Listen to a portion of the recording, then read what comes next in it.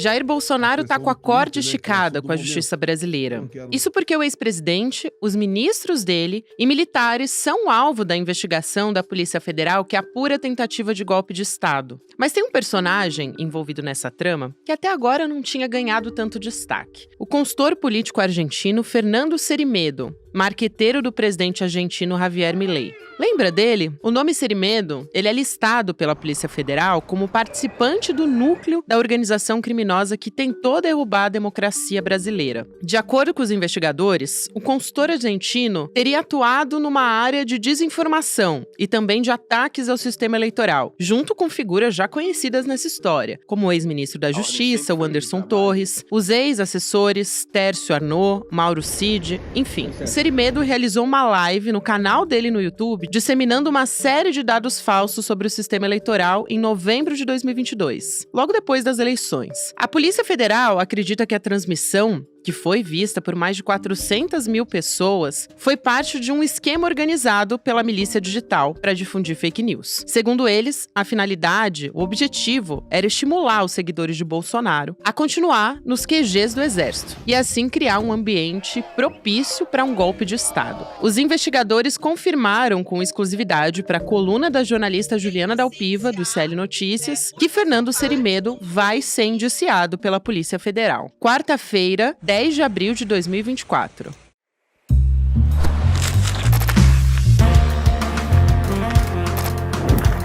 Sou a Gabriela Varela, esse é o podcast com mais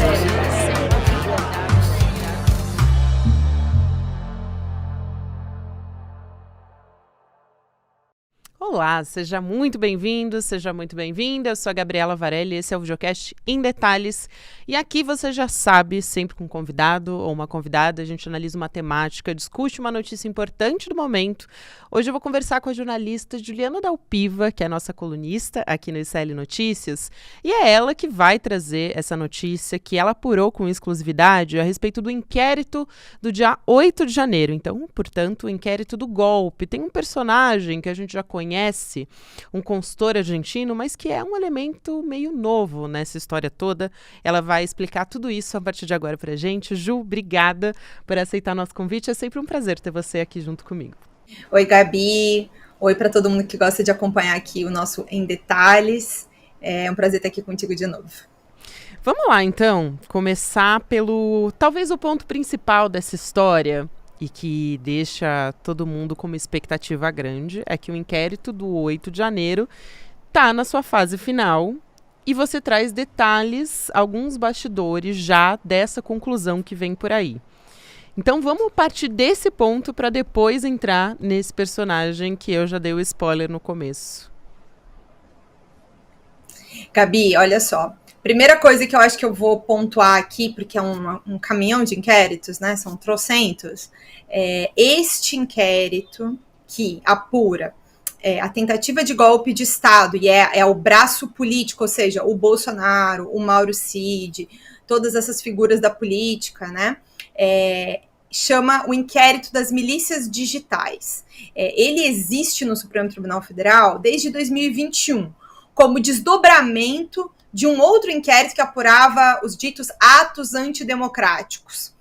Aí separou, foram apurar os grupos, né? Fizeram uma série de investigações depois daquelas manifestações e aí vão apurar os grupos. Aí o ministro Alexandre de Moraes determina a criação do inquérito das milícias digitais. Dentro deste inquérito, apura a tentativa de golpe de Estado pelo braço político, o uso, né, a apropriação ilegal do patrimônio via joias, né, apropriação, venda das joias, e a questão do cartão de vacinação. Esses são os três bracinhos deste inquérito em que a Polícia Federal trabalha. No braço cartão de vacinação, já sabemos, né, o Bolsonaro foi indiciado, e daí no braço inquérito do golpe, a gente conseguiu aqui com exclusividade, com fontes que estão ali bem na linha de frente do caso, saber alguns detalhes sobre o encaminhamento dessa conclusão, que é quem vai estar nessa lista final ali de indiciados pela Polícia Federal. Além dos nomes óbvios, né, gente, assim, é uma obviedade pensar que Mauro Cid vai ser indiciado porque existe uma delação premiada, ou seja, ele confessou um crime. Jair Bolsonaro, como líder disso tudo, porque o golpe era para beneficiar ele, então, assim, também são favas contadas imaginar que Jair Bolsonaro vai encabeçar, inclusive, a liderança disso, assim. É uma coisa que está muito clara quando a gente lê os autos da investigação, tá? Aqui não é da minha cabeça, não. Lendo os autos da investigação, a Polícia Federal fala sobre uma série de núcleos. E aí a reportagem que a gente traz hoje fala sobre um dos núcleos, que é o núcleo de desinformação, e de um personagem específico, que é o Fernando Cerimedo, que é um consultor argentino, que tem uma atuação, Gabi, para além do Brasil, né, ele tem um aspecto que a gente vai tratar mais em detalhes daqui a pouco, sobre o que ele fez, né, no Brasil, mas ele atuou espalhando mentira, fazendo desinformação no Brasil, na Argentina durante a campanha do Milei. Ele é um dos consultores do Milei, próximo ao Javier Milei, que é o presidente argentino, e ele também teve uma atuação no Chile durante a campanha da Constituição chilena, da nova Constituição chilena, também promovendo desinformação. Então, em pelo menos estes 3 países, ele fez um mesmo tipo de trabalho, que é desestabilizar as democracias a partir de mentiras, e no meio de discussões extremamente importantes para os cidadãos desses países. É fundamental a gente falar do Fernando Cerimedo, Ju, justamente porque ele surgiu como uma espécie de guru latino da extrema-direita. E aí eu acho importante a gente entender qual é o papel do Cerimedo, especificamente, claro, você vai explicar quem ele é, como que ele atuou, inclusive, na campanha do Javier Milei, que é a mais recente, mas como que ele atuou para fazer parte desse núcleo golpista aqui no Brasil, inclusive. E teve um papel central ali nas eleições, quando fez uma live que ficou disponível para mais de 400 mil pessoas assistindo. Então, acho que é fundamental ele realmente para essa história toda, e agora parece, né, não é um nome óbvio, mas parece que é fundamental realmente ele nesse papel de articulador que também encaminhou a gente para o 8 de janeiro, né? Gabi, por que é super importante falar disso, tá? Dentro da linha de investigação dessa história do golpe, a Polícia Federal trata de uma série de acontecimentos coordenados, premeditados, que levaram a uma série de situações e produção de documentos para organizar a tentativa de um golpe de Estado. E um dos eventos em que isso esteve em jogo é a live que o Cerimedo faz no dia 4 de novembro, se não me engano.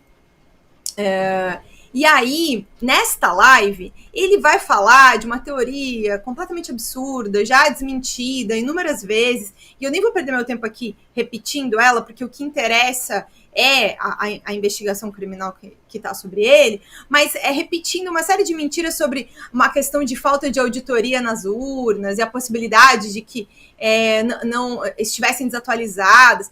Só que aí, este argumento que ele usa dentro dessa live, pouco depois da eleição, ele vai ser replicado em outros documentos. Ele vai ser replicado no documento do relatório que o PL fez para entregar para Alexandre de Moraes, que foi feito por aquele Instituto Voto Legal. Esse mesmo argumento da live vai parar nesse documento, e depois vai parar num outro documento também, que foi encontrado no celular do Mauro Cid, que era uma espécie de moção ali, alguma coisa que eles queriam constranger o então comandante do Exército, o general Paulo Nogueira, para assinar aquilo e submeter a partidos políticos. Então, o que a Polícia Federal argumenta dentro do relatório, né, o relatório da Tempus Veritatis, que é um relatório extremamente extenso, mais de 1000 páginas, é que tudo isso estava coordenado. Não é feito de maneira espontânea, não é que ele simplesmente decidiu fazer uma live que teve mais de 400 mil visualizações. Não, ele estava coordenado. E aí também é apontado uma série de coisas. A existência de um Google Drive que era dele, e que assessores do Bolsonaro sobem vídeos ali. E outros militares próximos ao Bolsonaro também sobem vídeos, trechos dessa live, documentos dentro desse drive. Ele é compartilhado, né, entre essas pessoas que juram de pé junto que não se conhecem. Mas, ao mesmo tempo, no ano passado, quando alguém precisou falar com o Cerimedo, mandaram um dos comentaristas da Jovem Pan, manda uma mensagem para o Mauro Cid para pedir o telefone do Cerimedo. E aí o Mauro Cid pede para um desses militares o telefone. Então ele tinha. E aí ele manda para essa conversa. O Cerimedo diz que não conhece ninguém. Mas aí lembra, eu lembro, desse aqui eu lembro, porque alguém me procurou, mas nunca mais tive contato, é a versão do Cerimedo. Então, assim, o que a Polícia Federal também demonstra é um contato permanente entre essas pessoas ali, neste período em que se discutia essa questão do golpe. E aí também, né, Gabi, que é uma coisa que aí não sei o quanto que a gente vai explorar aqui agora, mas a Polícia Federal ainda não se debruçou sobre isso, mas a gente trouxe numa reportagem no ano passado, que inclusive você participou também, né, que é um esforço de reportagem que a gente fez de um projeto que chama Mercenários Digitais, e englobou vários veículos da América Latina, é reunido pelo Centro Latino-Americano de Investigação Jornalística, e essa matéria de hoje também é feita em parceria com a equipe do Clipe, né, que eu também faço parte. E ali a gente trouxe a participação do Eduardo Bolsonaro também dentro de eventos nessa esteira ali do segundo turno da eleição e o pós-eleitoral, ali o momento pós, onde eles começam a discutir o golpe. Isso é fundamental e eu acho que a gente tem que falar com certeza do Eduardo Bolsonaro, aqui para puxar a reportagem que foi feita pelo Clipe, né, que foi esse núcleo de reportagem, inclusive que envolveu jornalistas de vários países aqui da América Latina, que diz que o Eduardo Bolsonaro teve 125 reuniões com integrantes da extrema-direita. A gente está falando aqui 43 vezes com lideranças da América Latina e 82 com a extrema-direita dos Estados Unidos, para ser aqui bem específica, para a gente entrar nesses aspectos. O que eu quero trazer com isso? O papel do Eduardo Bolsonaro nessa história toda, né? Na frente dessa articulação pelo Brasil, ele participou, inclusive, de reunião com o Cerimedo por meio de missão oficial pelo Ministério das Relações Exteriores, então, portanto, pelo Itamaraty, né?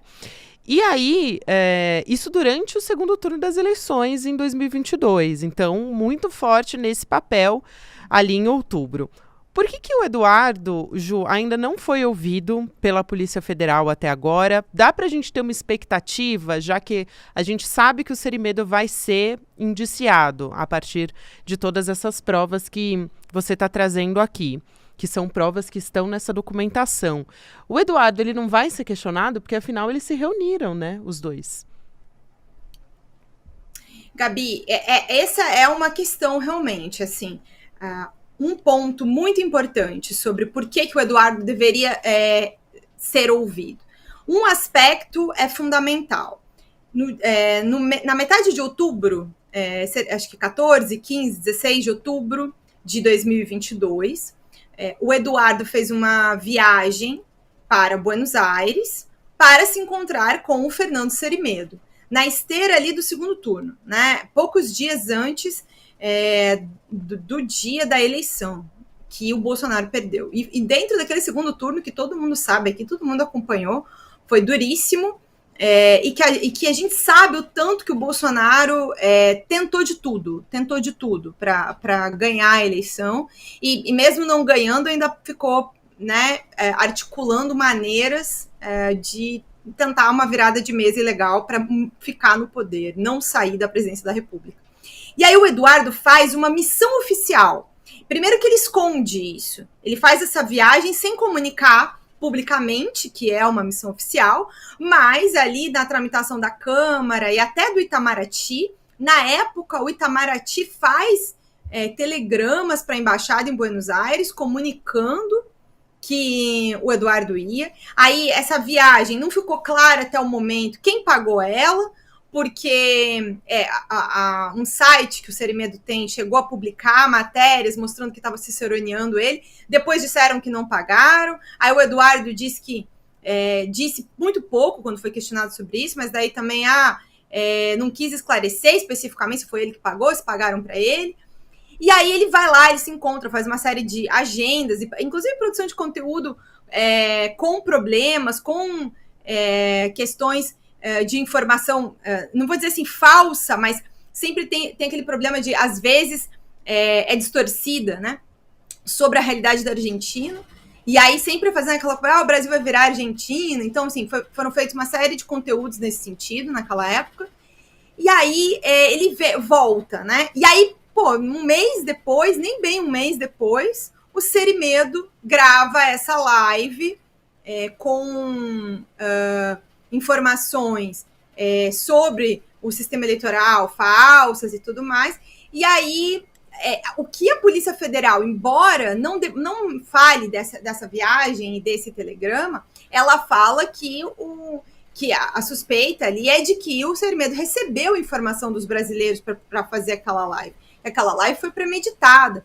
Inclusive porque pouco depois dela, e esse é um outro detalhe importante do inquérito, no celular do Cid foi possível ver que o Tércio Arnaud Tomás, que é um dos investigados e era assessor do Bolsonaro na presidência da República, e é aquele que a gente costuma explicar para vocês que é meio que o líder do gabinete do ódio, ou seja, um daqueles assessores que o Bolsonaro tinha, que trabalhavam especificamente para produzir mentira, né? E desde quando o Bolsonaro era deputado. Então, o Tércio manda para o Cid uma mensagem dizendo esses são os links da live e tal, já editados. E aí o Tércio é questionado pela Polícia Federal sobre isso. E aí ele diz assim, que o pessoal tinha interesse. E aí ele é perguntado, quem é o pessoal? E aí ele responde, o pessoal da internet. Mas ele mandou esses links para o Cid, ele não mandou para o pessoal da internet, né? Isso. E aí eles continuam dizendo que não se conhecem e tudo mais, mas tem essa série de comunicações que levam a isso. É importante que a Polícia Federal escute o Eduardo para ele explicar esta viagem, este encontro e qual a conexão disso.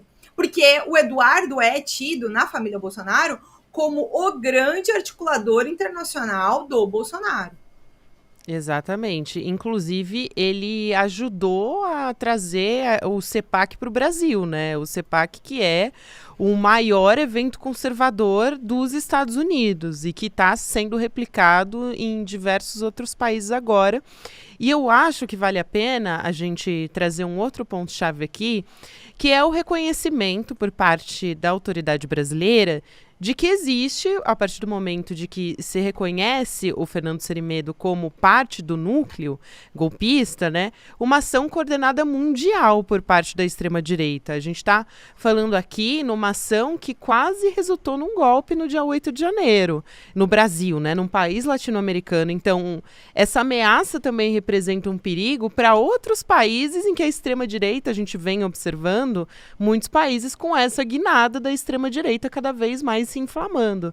Então, eu acho que, nesse sentido, é muito importante esse reconhecimento de uma autoridade brasileira, né?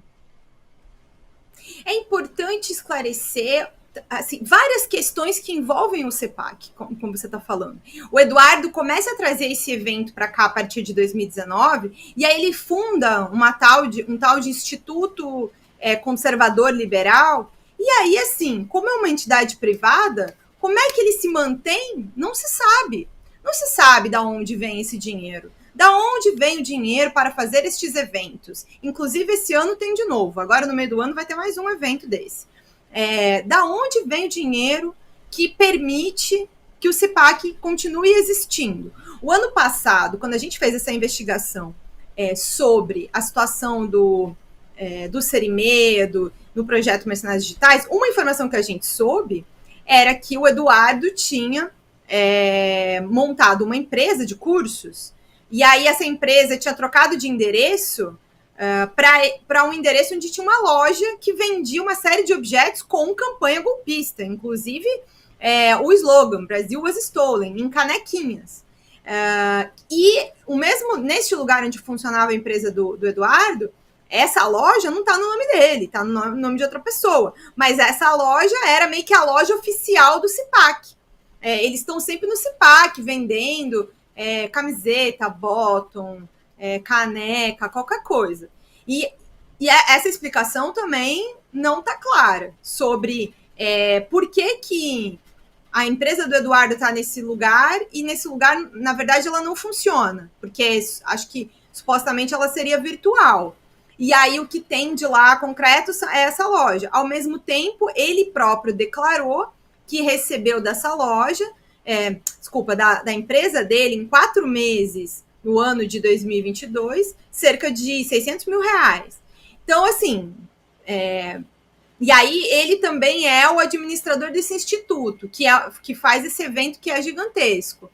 Então, assim, tem várias perguntas não respondidas sobre a atuação do Eduardo em tudo isso. E ele, de fato, tem uma articulação internacional muito importante junto ao Trump, junto ao Steve Bannon, que é um dos assessores, foi assessor do Trump há muito tempo, e a toda ali a direita, a extrema-direita americana. A gente compilou nesse projeto 80 visitas do Eduardo Bolsonaro a estas pessoas da direita americana, e mais de 40 à extrema-direita latino-americana, outros países da América Latina. Esse é um trabalho, inclusive, que foi feito junto também com a equipe da agência pública. Importante a gente lembrar que foi um esforço de reportagem muito grande. Agora, o Eduardo foi passando, assim, está passando até esse momento, porque ele não foi chamado para depor, ele não é formalmente investigado, embora tenham todas essas questões, ele está passando meio que ao lado, assim, sabe? Na tangente, não tem sido incomodado concretamente. E aí, um outro dado importante, ele fundou uma empresa nos Estados Unidos, um outro tal de instituto, conservador também, justamente no período em que o Bolsonaro estava lá nos Estados Unidos, de algum jeito fugindo da justiça brasileira, pelo que a gente sabe até esse momento, né? Entre janeiro e março do ano passado. Nesta época, o Eduardo também funda um instituto e uma empresa nos Estados Unidos. E ele se recusa a contar especificamente o que é que ele faz nessa empresa lá nos Estados Unidos. Então, tem uma série de esclarecimentos que o Eduardo Bolsonaro precisa dar. Não só para esclarecer essa questão do inquérito do golpe, que é fundamental, mas porque ele é um parlamentar brasileiro que deve respostas à sociedade. Exatamente, Ju. Eu acho fundamental você trazer todos esses aspectos aqui explicados, ficou bastante didático, até para a gente entender como esse inquérito se desdobra em muitos aspectos ali, a vacina, o golpe, a gente teve, enfim, você explicou como é que funciona o inquérito e qual é o papel dessas pessoas que a gente está vendo, finalmente não, né, mas finalmente para os nossos anseios aqui, depois de tudo que aconteceu aqui no Brasil, claro, mas a Polícia Federal vem cumprindo seu papel em toda a investigação e a gente traz esses detalhes agora contigo aqui. Obrigada, Ju, mais uma vez, é sempre um prazer receber a Juliana Dalpiva, colunista aqui do SL Notícias, nossa super repórter que vem trazendo sempre todos esses detalhes e sempre trazendo uma pitada de bastidores também. Gabi, obrigada pelo espaço. Preciso aqui fazer um registro importante, que essa matéria é feita por mim, pelo Igor Melo, pela Carla Gamba, da minha equipe. Que todo mundo deve ler no site, né? Inclusive, slnoticias.com.br. lá o nosso SL Notícias. E também com a equipe do Clipe, né? Nessa reportagem, quem participa também é o jornalista argentino Ivan Ruiz. Exatamente, então vale a pena aqui fazer essa ressalva aqui para o Centro Latino-Americano de Jornalismo Investigativo. Obrigada, Ju, um beijo para você e até a próxima. Um beijo, meus amores. Até mais. O Videocast em Detalhes fica por aqui, mas antes eu tenho um recado importante para você. Nessa quarta-feira, além de que você pode conferir todos os nossos episódios em todas as plataformas de áudio, fica a dica também que a aula que a gente teve no último domingo com o Elliot Harrison, que é o psicólogo social dos Estados Unidos, um dos maiores intelectuais do nosso tempo, inclusive que ele tem 92 anos, então tem um conhecimento acumulado de de uma vida toda aí estudando o comportamento humano. 128 mil pessoas se inscreveram para assistir ao vivo essa aula. E você que não acompanhou ainda tem a oportunidade de assistir essa aula, que foi uma aula gratuita, aberta para todos e agora fica disponível para os nossos assinantes também. Então, para incentivar que mais pessoas tenham acesso ao conhecimento, né, a esse conhecimento e também a outras aulas na nossa plataforma, a gente deixa um presente super especial para você, além da aula do Elliot Aronson que fica disponível. Se você se tornar um membro solidário do ICL, você também garante outros presentes, que são as obras as seguintes. Olha só, O Animal Social, do Elliot, com o prefácio do Eduardo Moreira, é o livro preferido dele, inclusive, O que os Donos do Poder Não Querem Que Você Saiba, que é o primeiro livro da trilogia sobre o capitalismo do Edu, e o Engenheiros do Caos, de Juliano, da Empoli, que você também vai ter acesso se você fizer a inscrição na nossa plataforma. Então, é um mega pacote de presentes que vale só para quem se inscrever como membro solidário, gente. Fica a dica. Então, além de você se inscrever, você dá uma bolsa para quem não pode pagar e tem acesso a todos esses conteúdos, a séries exclusivas. A gente está com webinário agora. Além do webinário, a gente está com web documentários. Enfim, tem uma gama de conteúdo para você estudar. É muita coisa, mais de 250 conteúdos exclusivos aqui do ICL para você. Então, olha só, se inscreva em indetalhesicl.com.br, já está acabando o tempo para você se inscrever e poder ter acesso a esses conteúdos, a esses presentes. Então, conteúdos não, os conteúdos ficam sempre disponíveis na plataforma, mas os presentes você tem tempo limitado para conseguir se inscrever e ter acesso a eles. Obrigada a você que me acompanhou até aqui. Para quem me acompanha pelo YouTube, você fica agora com o Mercado Investimentos, depois tem Rolê ICL, a gente está sempre disponível às 10h30 da manhã, nas plataformas de áudio a gente fica disponível no período da manhã também. Obrigada e até amanhã. Che Guevara costumava dizer, hay que endurecer, pero sem perder la ternura jamais. Hay frases y frases. Esa frase realmente mi papá nunca la dijo. Ué, ele não dizia isso então?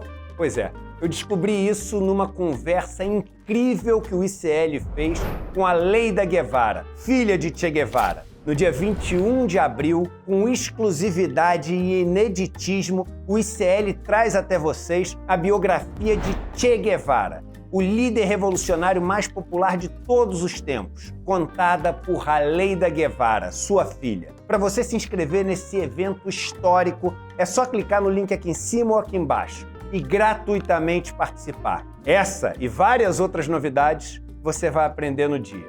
Até lá!